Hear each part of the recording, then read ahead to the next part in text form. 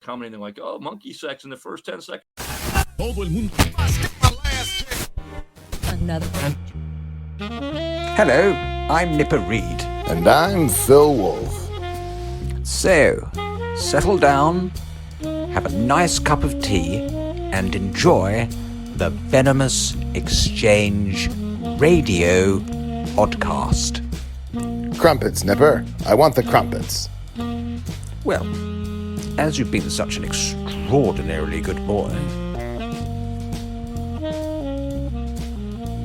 Well, hello everybody. As usual, I'm joined by my inimitable and very short-haired co-host at the moment. He looks adorable with his skinhead. The wonderful Phil Wolf. Hello. And this month, we are extremely pleased to have the internet sensation that is Lou Boyer joining us. I don't know about that, but how you guys?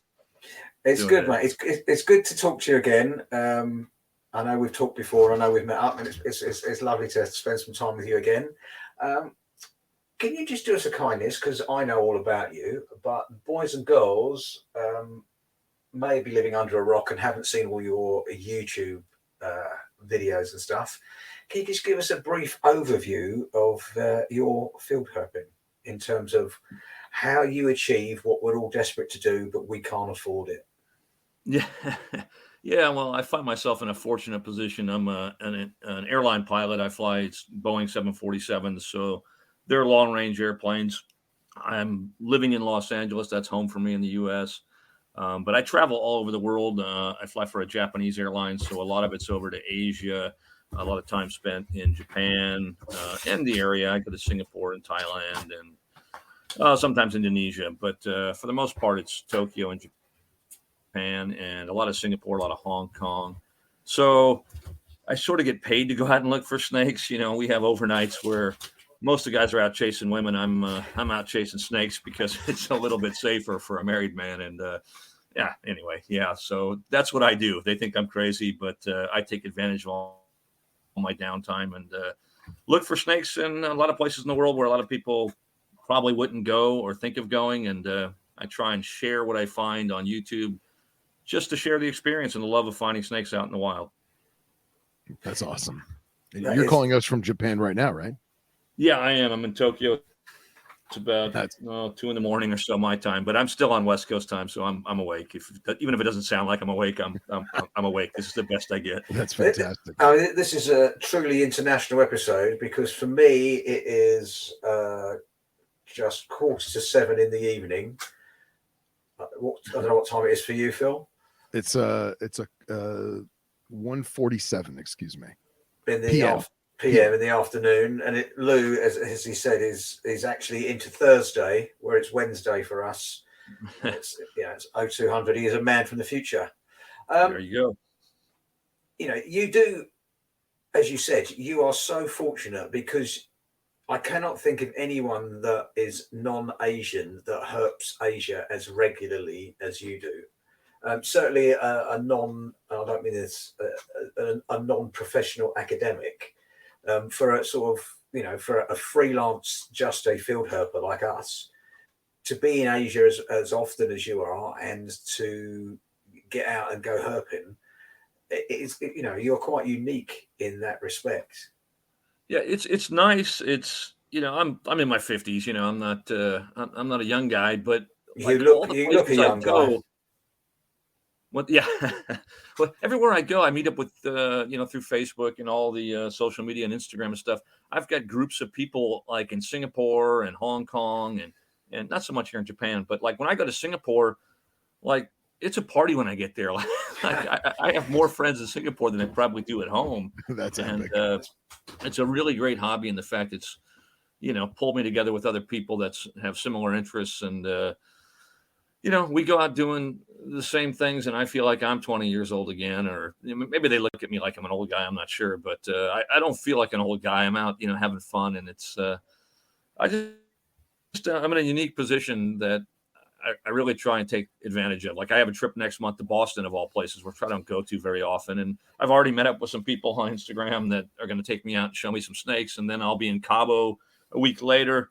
hoping to find some snakes there, and then I'll be back in Japan, and I'll be back in Hong Kong, and it's a little bit crazy. It sounds crazier than it probably is because I do have a lot of time off as well. But yeah, so the whole YouTube thing is to share the experience with everybody so they can feel like they were there, and that's a hobby in itself. But anyway, was there a question in there? I'm not sure. I'm just rambling on here. No, there wasn't a question. I just hate you for being able to herp Asia so much, to be very honest. He says it so casually too. He's like, "Yeah, we're gonna do a little stop in Boston, then go off to Cabo." Yeah, it's I fly these private jets now on the side as well, so that's got me a little bit more diversity as far as locations and stuff. I used to just fly the 747 exclusively, and we fly to the same cities over and over. So, I mean, I have board lines here to go flip in Japan. That's how often I'm here, that I've set up over the years. That's awesome. But, with the private jet flying, I just did a trip to Dubai, which was kind of neat. And I've got one to Seattle later in the month. And so it's going to get me some more destinations that I don't get to get, herp with the 747 trips I do. So I'm taking advantage of that if I can as well. You're very kind, as you said. You do let us share vicariously your herping experiences. And the thing, I know we've talked about this before, but I really love the fact that you share the whole experience. There's a lot of people on there that literally will do a nice herping video, but they'll just show you the finds. They'll show you, today I found this, and this, which doesn't really give you the whole ethos of the field herping experience. I love the fact that you take us out. If you don't find anything, you still put the video out, and it's still enjoyable. Just, you still get almost the thrill of the chase, even if there's not an end result. I think you're quite unique to do that, because most people only show you successes, but you're quite comfortable showing us when you skunk out for the day. Yeah, it's interesting. When I started the channel, I don't know, it's been a while. I had no idea what I was doing. I just stood up, looked down, hey, here's a snake. And then as I started going for a few years, I started realizing, like, no one wants to watch that. That's boring. I wouldn't watch that. So I've tried over the years to make my videos a little bit better, a little bit more watchable, a little bit more about the experience of going somewhere new and striking out, if that's the case. Most of my videos in the beginning, I wasn't in the video. I don't like being in front of the camera. I'm not that guy. Like, I just don't. I do it because there has to be a character that you follow. Otherwise the show, becomes a little boring. Not that I'm interesting or anything, but if you don't have a person to relate to, it sort of loses a bit of feel. So I've added myself to the videos over the years, and try to share the eating experiences at other places, or the lack of sleep and being in full zombie mode, or the just seeing butterflies and bugs and birds and everything else you see along the way that you sort of take for granted. But I try and stop and take video of all of it, and then somehow edit it all together so it's not too boring to watch, and it moves fast enough without skipping a lot of the good stuff, I guess, which is a lot of times not finding the snakes. And in fact, my last video from Singapore, I don't know if you saw it, with the blue coral snake, I didn't notice it when it happened. I didn't notice it when I was editing, but apparently a couple monkeys were going at it in the first 10 seconds of the video when I'm saying, hey, I'm coming to you from Singapore. You'll have to watch it, because I didn't know it until I started reading the comments. You just have, I can't explain it. You have to just watch it. I watched it when it goes on. I watched when it came out. I totally missed that. Yeah.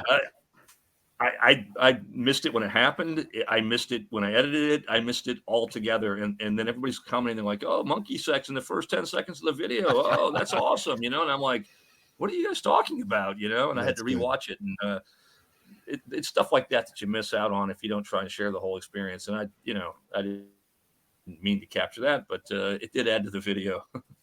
Yeah, I feel like it's awesome that so many people would consider some of the scenes that you're capturing as B-roll or filler, but for you, like you recording yourself in the taxi cab, or like getting off the plane in the airport, or going through customs or whatever, like it just adds so much to the story. 100%. I love the fact that you look like hammered shit sometimes, because you most of the time.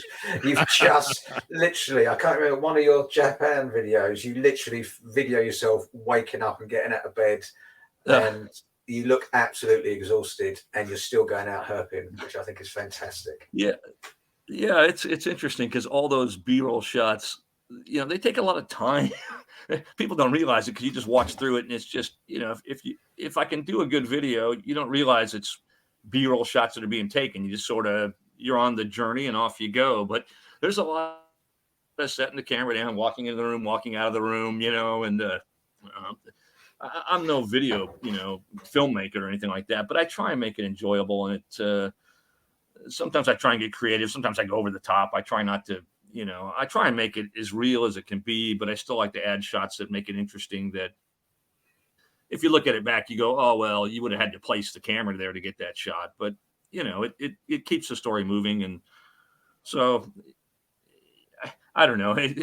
I try and take as many B-roll shots as I can, because the reality is the editing and the videoing of the snake part is the easiest part of the whole video. It's the other story that's the hardest part to edit and put together, and it's the most fun when it's done, to be honest. The snake is usually pretty easy to do, unless it just sits there, then that's kind of boring. But everything else is the challenge, and I enjoy the challenge, although I get frustrated at times. And usually when a video's done and I'm ready to put it out, I just don't even want to look at it for a while. I'm like, I spent days, even if it's like a 10-minute video, it took me like 3 or 4 days to put together, as ridiculous as that may sound. And I don't want to look at it for a while just because it's stuck in my head.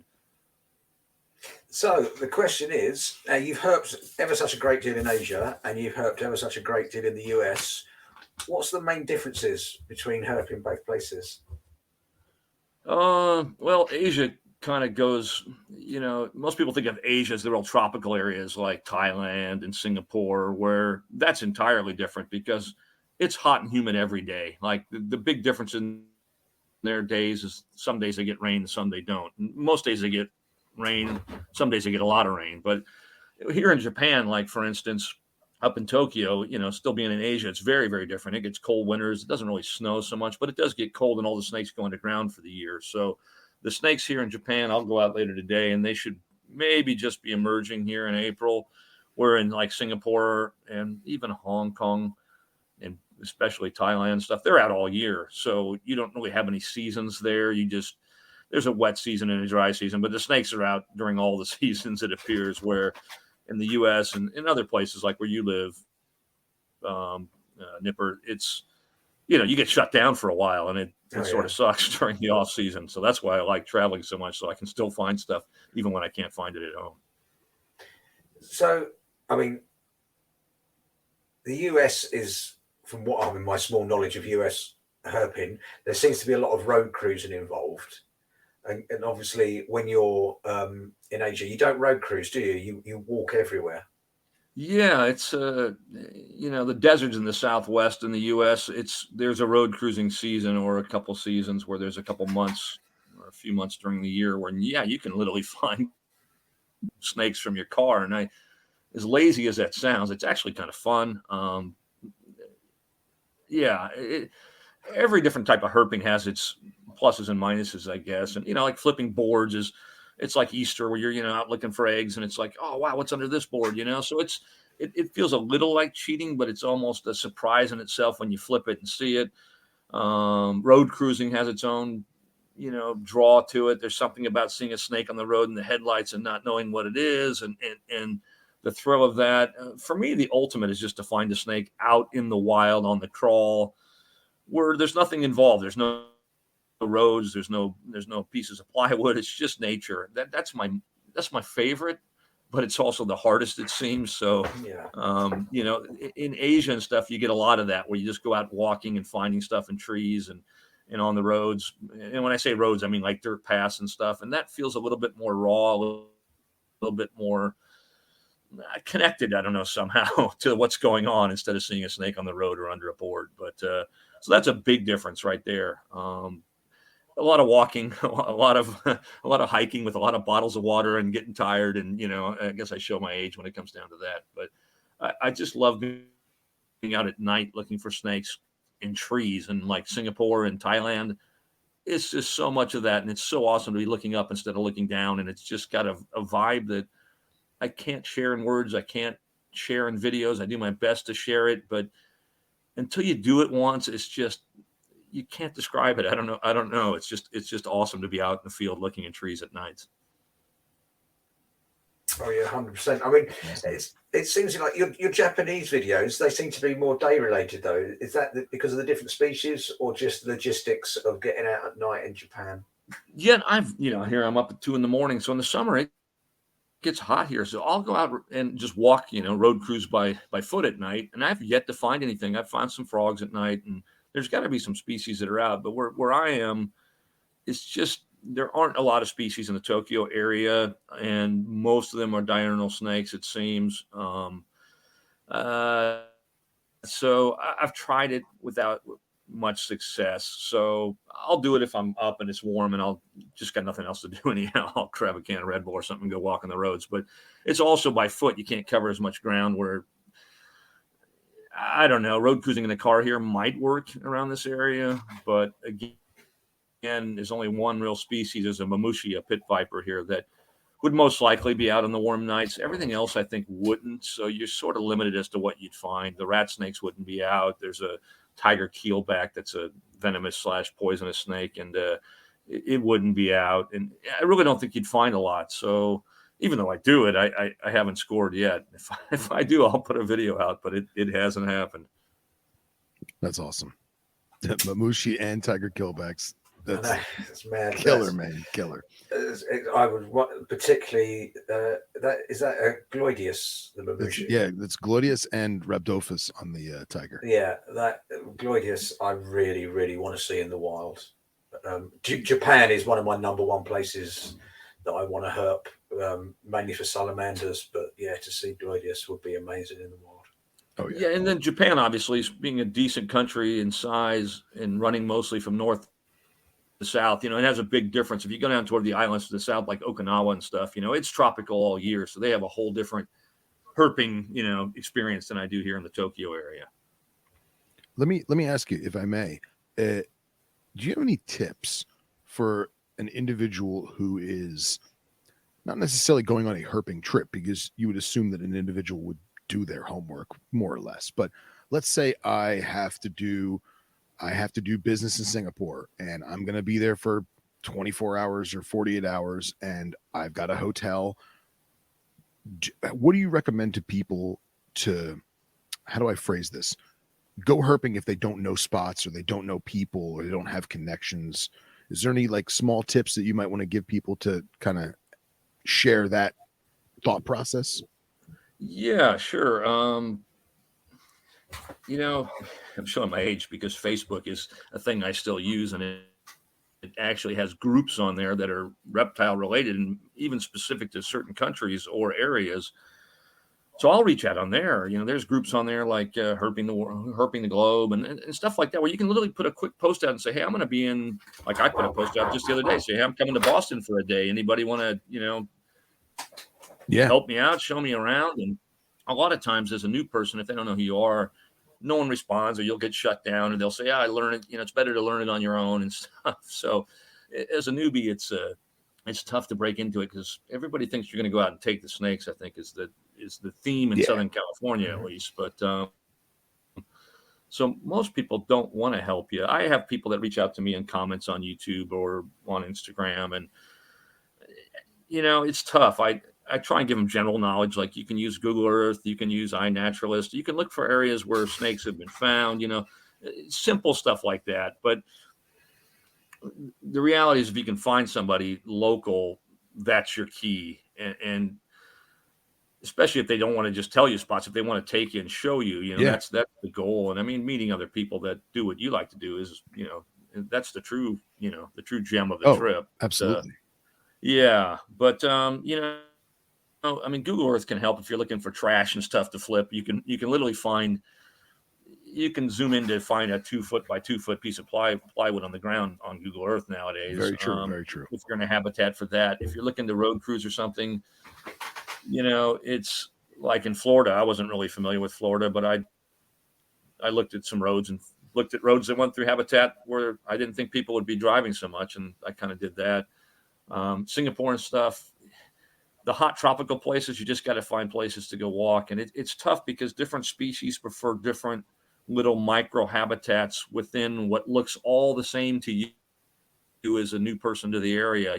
You go to Singapore, you look out your window like, oh, it's jungle here. And it's like, yeah, it is. But like the Oriental whip snakes, they don't like the jungle. They like to be on the edge of the jungle. They like to disturb part of it. They want to be where the houses are next to the jungle so that the lights are on and the geckos are out running around and they have easy meals. So, a lot of snakes have adapted to the little micro climates or micro habitats that exist that you really don't see as a new person.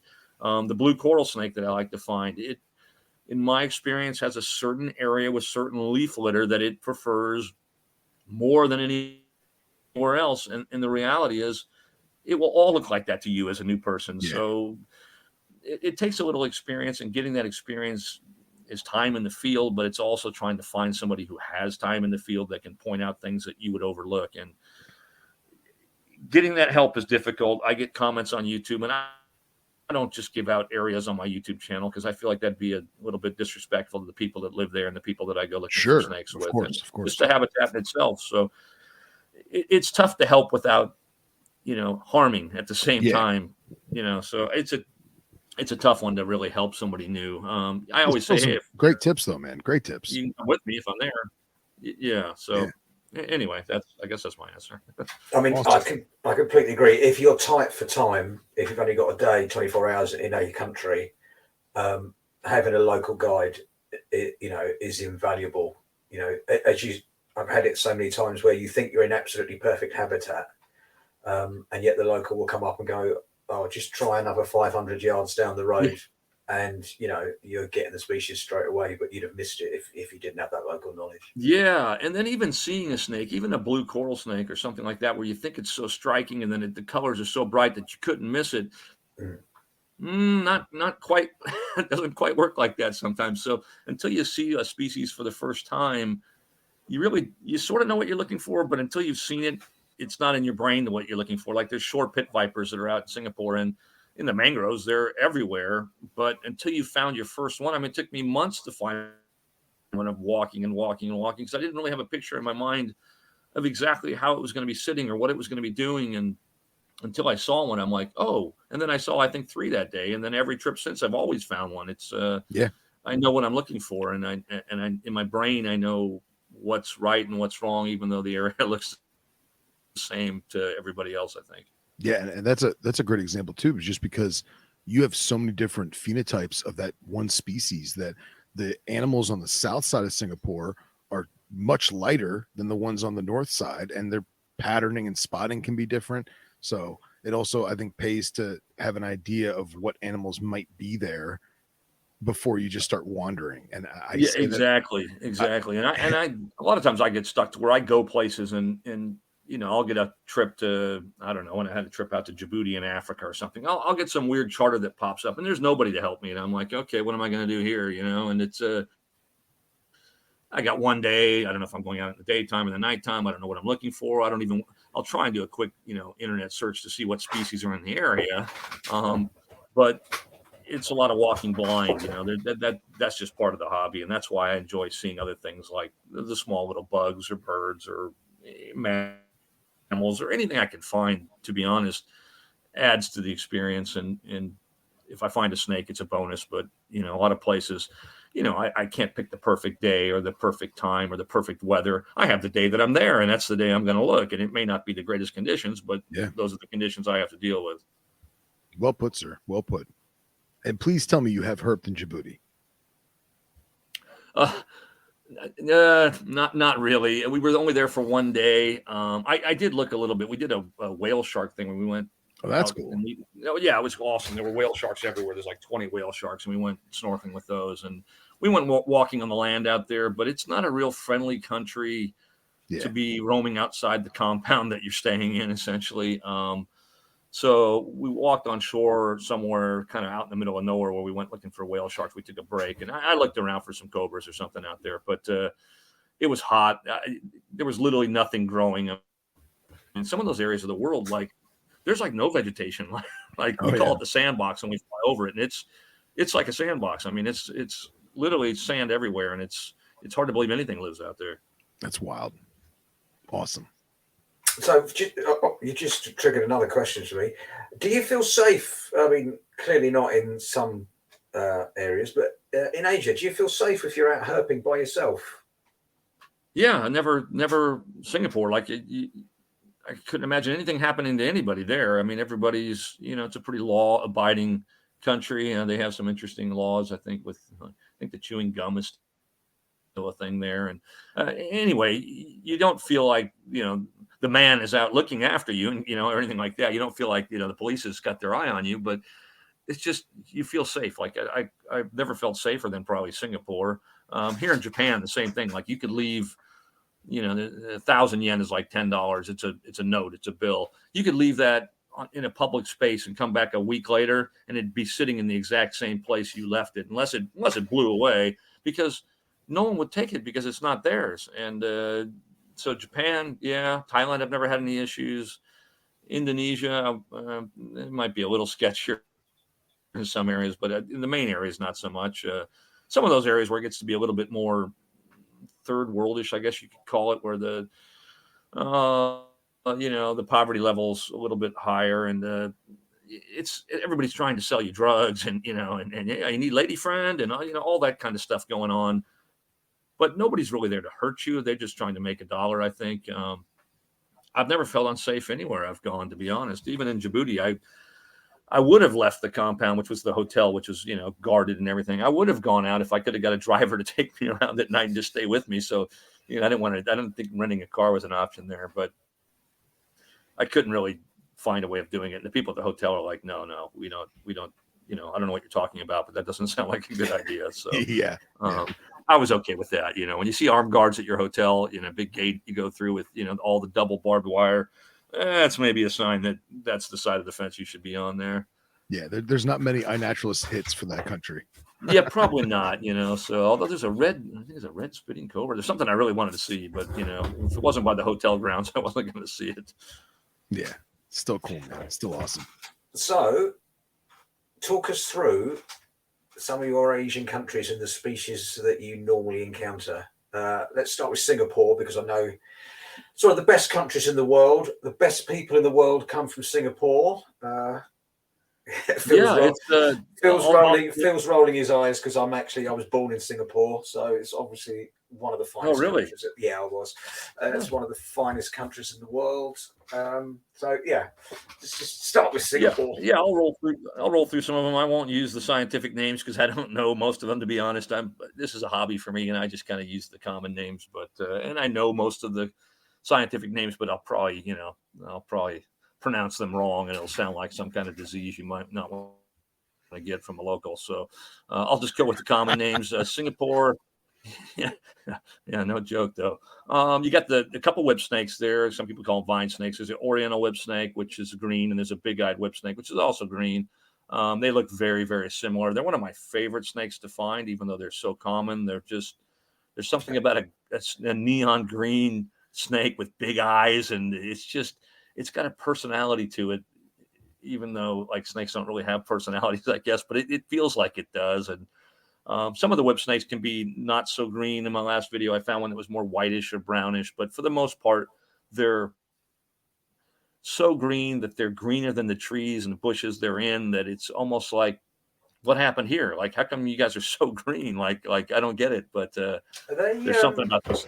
Are they rear-fanged? Those species? Yeah, apparently they're mildly venomous, but the venom doesn't affect people. And I've heard people that have been bit by them that they get a little itch or a little rash, but I mean, it lasts for 15 minutes type thing. It's not a significant bite. But yeah, I love those. And the Oriental whip seems to be the most common of the two. There's also a speckle-headed whip snake there that I've never seen, and it's only in a select part of Singapore, and they're rarely seen. So haven't seen that one, but the two other whip snakes I've seen. There's a ton of water snakes. The dog-faced water snake, I think it is, being the most common. They're everywhere. Like once you know how to find them, high tide at night, once you see one, you'll see 100. Like they're everywhere. There's some other water snake species. To be honest, I don't get off the boardwalk and get down to the water's level to go look at them. So the other ones that are there, it'd be hard to distinguish really for me what they are from the distance I'd be looking from. There is a banded file snake, which I've seen once a long time ago. That's a really cool, funky looking snake with a real loose skin. And I've seen Very one once, but it was pretty deep in the water. Yeah. So I could tell what it was by the banding, but that's it for the water snakes. As far as I know, there might even be some sea snakes there. There is a banded crate apparently that makes an appearance on one of the little islands off Singapore, but I haven't seen it, but people have, which is interesting because it's the banded crate. It's normally yellow and black in most countries, but in Singapore it's white and black. So it's a little different than the other ones. Again, I haven't seen that, but hopefully I will on one of these trips. Very cool. Yeah, and then there's a couple pit vipers. There's a shore pit viper, which we talked about earlier, the mangrove pit viper, some people call it. Really cool. It's obviously lives in the mangroves, hangs out in the trees there above the waterline. Easiest found at higher tides when the ones that would be on the lower branches all kind of get pushed up, so they'll all move up. So if you're looking for those high tides, your easiest time to find them, typically within a meter of the waterline. They're really cool because some of them have red eyes, some of them have kind of orange eyes, but they're dark colored. Some have patterns. They're a little bit different depending on the locale, like you mentioned earlier, Phil. But mostly a dark snake, a dark brown snake, and kind of interesting. Even though they're kind of unicolor, there's something about them that's kind of cool. They kind of have that personality with the devilish looking red eyes. I don't know. There's something cool about that. They're very alert. So if you get close enough to them, they'll know you're there, and the tongue will start flicking, and they'll kind of come out and look at you. They won't leave their branch, but they'll definitely eyeball you. The other pit viper there is the Wagler's pit viper, which it's there's a male and a female, as in any other species, but in these ones they're very, very different looking. The male being green and very small, the female being spectacularly colored. Starts off looking like the male when it's little, and then it transitions to this yellow and black and white it's just over the top. If you could draw a cartoony looking snake, that's it. It's got a big head, and it just looks too perfect. I don't know how to describe it. It's just anybody who's listening to this who has not Googled Wagler's viper or temple viper. Yeah, temple viper. Yeah, just stop listening and go Google it, and be amazed. It's when I first saw one, I was like, oh my god! Like I was freaking out, and I found it at night, and then I realized it wasn't going anywhere. So then I waited until the sun came up so I could see it in the daylight, and I took so much video, and it's, for me as a guy that likes to make videos, it's not the most interesting. Both of the vipers aren't so interesting, and the fact they don't move so much. So they're great for photographers who want to take great still pictures because they can get that shot they want. But for video, you need something moving in frame for it really to make the video move along, so to speak. So unless I'm talking over it, which I usually talk when I'm out there just because I got to say something, otherwise it's sort of a boring video. But without them moving, it's kind of a hard subject of video, even though it seems like it'd be the easiest subject of video. For you guys that are in making videos, action's what you want. You want things moving in your frame, and if they aren't moving in your frame, then you got to move the camera to make it look like things are moving. So you got to either be zooming in, zooming out, moving left to right, doing something to create movement. And so snakes like that, even though they're beautiful and sit in one spot, they're a bit challenging to make a good video out of. But yeah, Wagler's or temple pit vipers are spectacular. And I'm not taking anything away from the male ones. They're cool too in their own way. They're green. I like green snakes. They're not as fluorescent green as like the whip snakes, so they're a little bit more drab. But the females kind of steal the show on the Wagglers or the temple pit vipers. Oh, for sure. Yeah. Which and then let's see, we've got. I'm sorry. Go ahead. I was just going to say, which subspecies of Wagglers is it in Singapore? Ooh, I wouldn't be able to answer. I think it's Wagleri. Is it? I think so. Let me check. Well, you guys keep going. Okay. It's just really weird because Wagglers is one of the snakes that nobody does well with in captivity. I don't know anyone that's interesting. You think because it's such a sedentary snake, you think it would be made for being kept in a vivarium. But yeah, I know some guys in Florida. Is it Rhett? Is it Stanberry? Yeah, Strawberry? Rhett's got some. Yeah, Rhett's got some. Yeah. Yeah, I think that but he you just keeps. think I don't know him like, personally. I have a you Facebook you friend. never see them regularly bred in captivity. It's really strange. No. Yeah, for Yeah, such and they're stunning looking. I mean, there's a lot of 100%. green ones that look really nice. Other species of those, trims that are out there, but that people keep. But there's something about the wagglers that is it's so different than the rest. It's so over the top different that I love And it. it's got such a massive head as well. Yeah, it does, and I know people that have been bit by them, and Oh, really? apparently it's not a very significant bite, from what I've been told. I'm not saying you shouldn't go to the hospital. I'm not saying you shouldn't get treated, but No. the guy that I know that's been bit by both male and female didn't do anything about it. He just went Really? home and yeah, but he's kind of a crazy guy anyhow. Wow. But yeah, now apparently the short pit viper, on the other hand, is very That's different. And it's Trimeresurus has got a very naughty bite. Yes. yeah, that's what I've heard. So it's You, funny because you, it's quite a bit smaller typically than the wagglers as far as head size, and I would yeah. expect venom yield. But the wagglers I've heard is not that bad of a snake to get bit by. But again, I wouldn't want to find out, and I don't want No. I want anybody else to find out. No. Other snakes out there, you've got a couple cobras. There's two cobras, the spitting cobra and the king cobra. I've only seen one, and luckily it was the king. Wow. Although now I'm hoping to find the spitter. I've seen a king that was maybe up to about 3 meters in length. That was a lifetime moment, obviously. I mean, it wouldn't matter. 100%. That's one of Yeah. my most wanted snakes to see in the wild. I've seen them in captivity, but in the wild, it was an experience. Yeah, it's and the ones in Singapore are relatively, at least the one I saw, it was relatively drab and unicolor. It wasn't like super.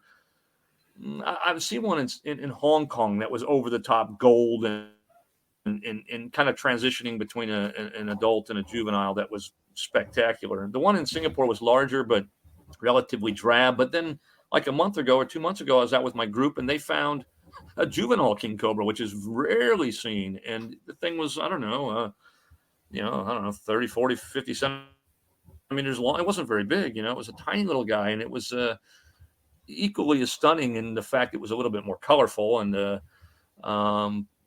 but there's just something about finding a king cobra. You guys know, I mean, it would be like, for most people, it's kind of the pinnacle of herping, being, in fact, being the largest venomous snake in the world, I guess. Yeah, 100%. Off the top of my head, I can't think of a more iconic. It's on the top 5, isn't it? It's like Western Diamondback, King Cobra, that sort of thing. Yeah, incredible in the wild.